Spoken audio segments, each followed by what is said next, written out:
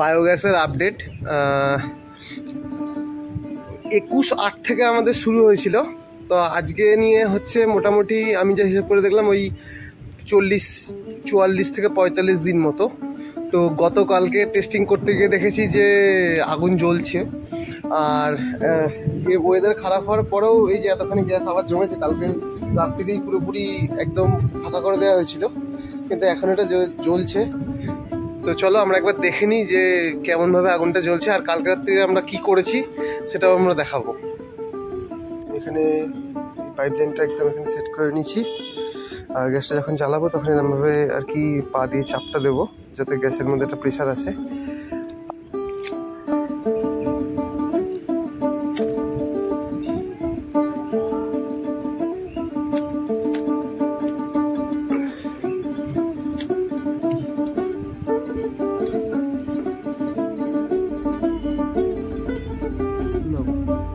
জ্বালিয়ে দেবো।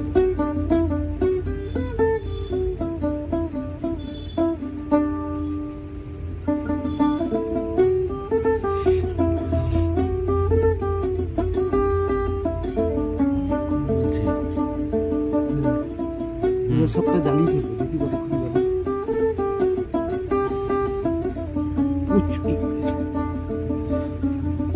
প্রচুর প্রচুর ব্যাপার। এবারে দেখে আস্তে আস্তে ফিলিংটাও বাড়াতে হবে, ঠিকঠাক।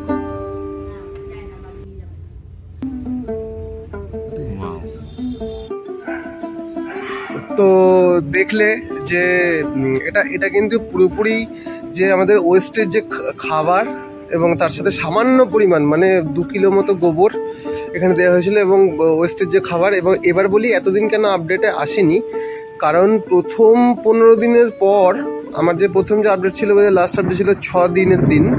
তো 6 ডের দিন আপডেট হওয়ার পরে যখন গ্যাস আসতে শুরু করলো, তখন একটা খুব ঝাঁঝালো একটা গ্যাস আসছিল।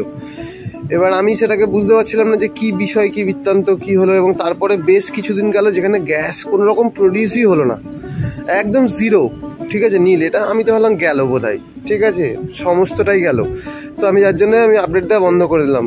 এবার দিয়ে অপেক্ষা করতে করতে করতে করতে এই জাস্ট পুজোর মধ্যে অষ্টমীর দিন হঠাৎ করে দেখছি যে টিউবটা ফুলেছে। তো আমি আবার ওটাকে একবার আগুন জ্বালিয়ে দেখতে পাচ্ছি যে হ্যাঁ, একটা মনে হচ্ছে যেন একটা শিখা ফ্লেম মতো একটা কিছু একটা ধরছে ওইটাতে। তো আমি ওই গ্যাসটা আবার বের করে দিই এবং এই গতকালকে অবধি আবার যে গ্যাসটা জমেছে, তো সেটাতে মোটামুটি ভালো রকম ডেন্সিটি একটা এসছে। আর এই পুরো প্রজেক্টের সঙ্গে মেন্টালি এবং ফিজিক্যালি যে লোকটি আমাকে সাপোর্ট করছে সেটা হচ্ছে আমার জামাইবাবু প্রীতম দা। তো প্রথমত তাকে অনেক ধন্যবাদ, এবং মানে সেও খুব এক্সাইটেড হয়ে গেছে কালকে ফাইনালি যখন এটা করতে পেরেছি। এবং আমরা এই আগুন থেকে আপাতত যেটা কাজের কাজ হয়েছে সেটা হচ্ছে একটা সিগারেট ধরানো গেছে, ঠিক আছে। তা আশা করি এরপরে আমরা রান্নাও করতে পারবো এটা দিয়ে। এটাকে আরও বড় কোয়ান্টিটি করতে হবে। আস্তে আস্তে সঙ্গে থাকো, এটার বেশ মজার একটা ব্যবস্থা বা একটা প্রজেক্টের মধ্যে কিছু একটা করার চিন্তাভাবনা চলছে। তো দেখা যাক। ওকে, তো ফাইনালি আমাদের বায়োগ্যাস কিন্তু তৈরি হয়েছে এবং সেখান থেকে আগুনও জ্বলছে। এবার দেখা যাক, এখান থেকে আমাদের প্রথম যেটা প্রজেক্ট আছে সেটা হচ্ছে একদিন চা করে খেতে হবে, আর সেটা হলে অবশ্যই তোমাদের সঙ্গে পুরোটা শেয়ার করব, কোনো চিন্তা নেই।